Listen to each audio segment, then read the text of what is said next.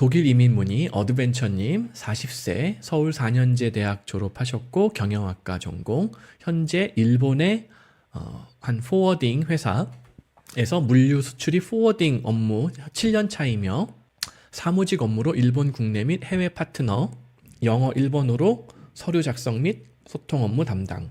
영어는 중, IELTS 한 6.0에서 토익 850점 정도 돼요.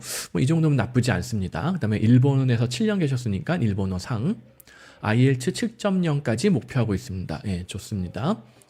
독일어는 아직 공부한 적이 없으며 시작할 예정입니다. 출국 전 B1, B2 정도 취득 목표. 목표가 너무 높아요. 한 A2에서 B1 사이 요 정도 그 기초만 준비하시면 좋을 것 같아요. 부인이 있는데 일본 분이시고 3세 자녀, 둘째 내년 출산 예정, 자금은 약 2억 정도, 이민 희망 국가 독일 룩셈부르크, 경력을 살린 독일 관세청 혹은 현지 무역회사 업무 혹은 독일 현지 세무 회계 업무.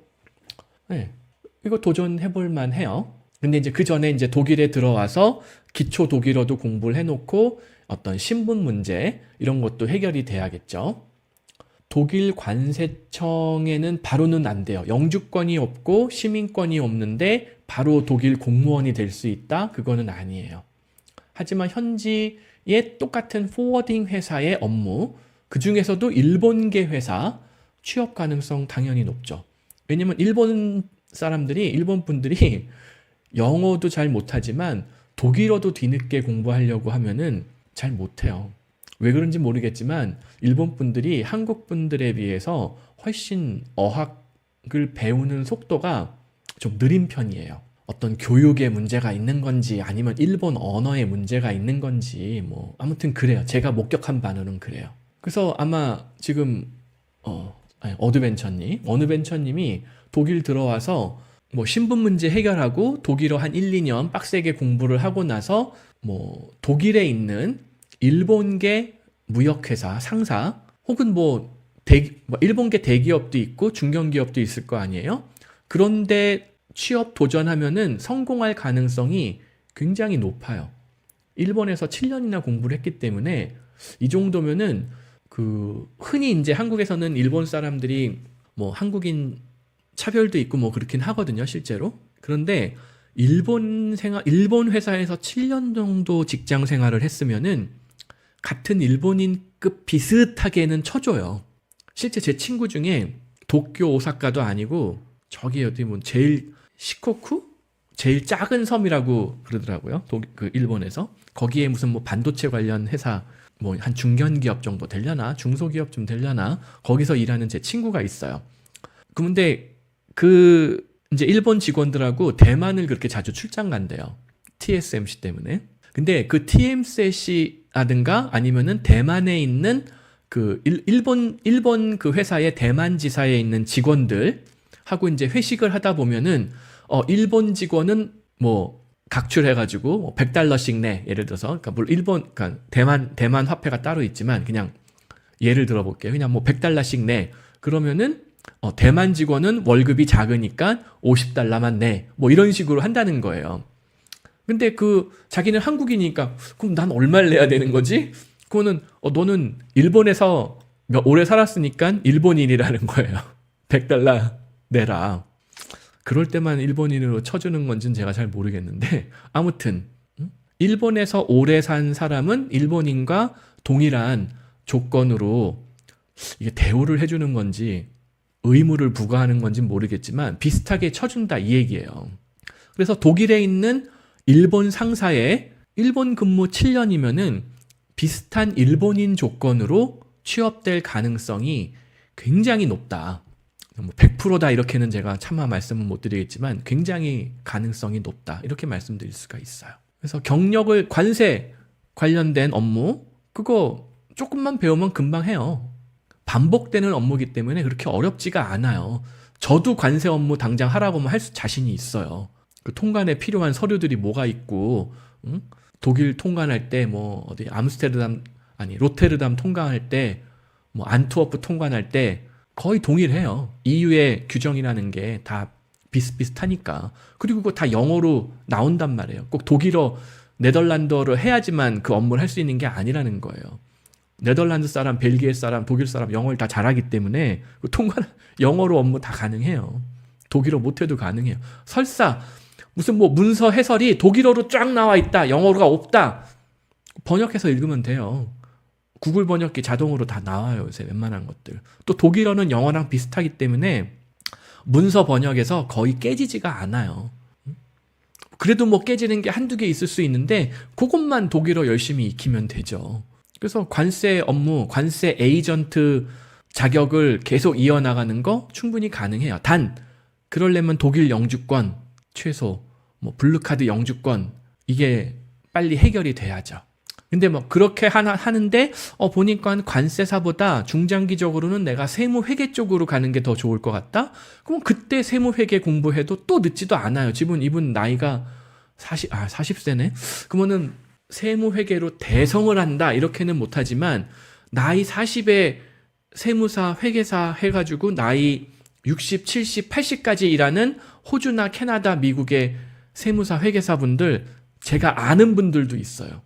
왜냐면 이거 뭐 몸이 힘든 일이 아니잖아요. 막 물론 건강 막 치매가 걸린다던가 그러면 할 수는 없지만은 막 심각하게 무슨 예를 들어서 의외로 뭐 증권회사의 뭐 파이낸스 뭐 애널리스트 업무, 이거는 체력을 안 쓰는 업무인 것 같지만 사실은 증권회사나 투자은행에서는 40세가 넘어가면서 다른 유사 직종으로 옮기는 경우들이 많아요. 너무 힘들어서.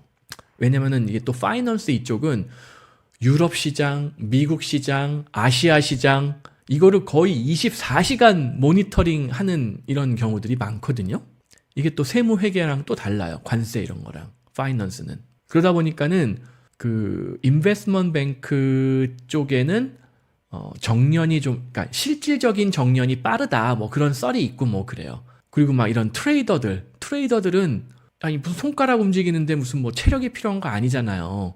손가락 클릭 뭐 화면 6개씩 띄우고 그거 뭐야 블룸버그 터미널 막 6개씩 띄우고 하는 트레이더들 있거든요. 트레이더들도 제가 알기로 40세 넘어가면은 잘리거나 뭐 다른 직종으로 옮기거나 뭐 그런 경우들이 많다고 들었어요. 근데 회계나 세무나 관세는 의외로 많은 나이에도 꾸준하게 일할 수 있는 직종이에요. 그리고 내가 조그맣게 뭐 집에다가 사무실 차려서도 일할 수가 있고, 물론 개인 투자자도 집에다 모니터 6개 놓고 전업 투자자 할 수는 있는데 많이들 말아먹으니까 그거를 아주 막 안정적인 평생 직업이다 하려면은 굉장한 자기 관리가 필요하기는 하죠. 그거보다는 차라리 세무회계가 더 쉬울 것 같아요. 관세도 마찬가지. 그래서 뭐 블루카드 영주권, 뭐 독일에서 블루카드 받아서 영주권 가는 거는 자금만 준비되어 있으면은 제가 보장해 드릴 수가 있어요. 뭐 여러 가지 뭐 블로그에 수도 없이 설명드렸는데 아무튼 합법적으로 100% 합법적으로 보장을 해 드릴 수가 있어요. 그리고 뭐 자녀 배우자 동행하면 당연히 자녀 공립학교 무료로 다니고, 배우자가 뭐 대학교 가겠다, 아우스빌딩 하겠다, 다 가능해요. 다만 이제 아우스빌딩을 바로 들어가려면은 독일어 실력이 돼야 되는데 뭐 일본인 배우자가 가자마자 독일어가 될 가능성은 높지는 않잖아요. 그러니까는 독일어부터 공부를 하고 아우스빌딩 도전해야죠.